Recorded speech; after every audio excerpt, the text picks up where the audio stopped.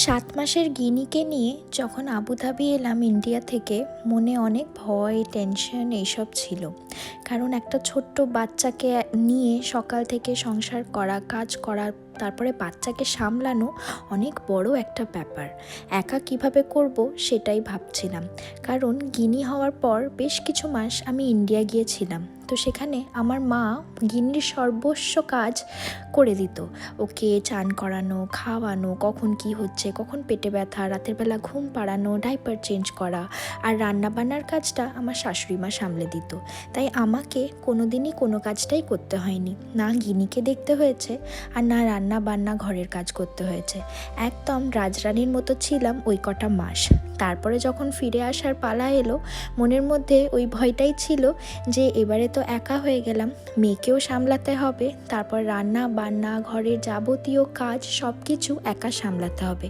কি করে পারবো একা একা? আজ আমার গিনির বয়স 21 মাস, আর সব কিছু আজ অবধি একদম স্মুথ চলছে। তার পেছনের কারণটা হচ্ছে আমার পার্টনার।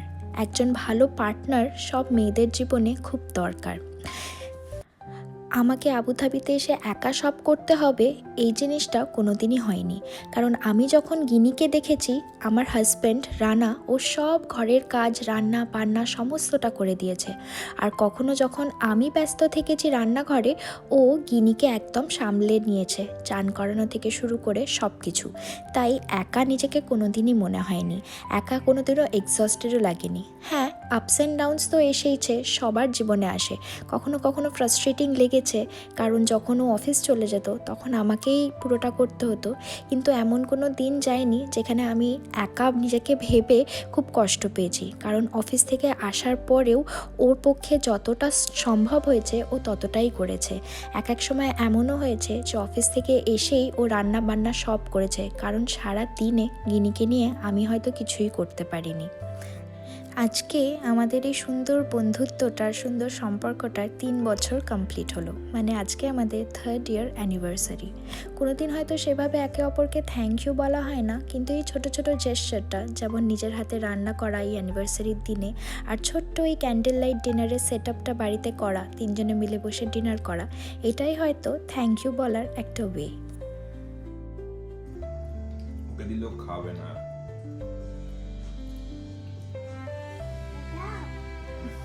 হ্যাপি অ্যানিভার্সারি বলো বাবাকে বলো হ্যাপি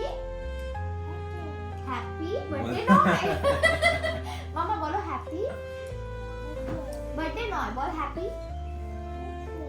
বুঝছো? অ্যানিভার্সারি বল বাবার অ্যানি, অ্যানিভার্সারি। বল অ্যানি, অ্যানি বল সরি।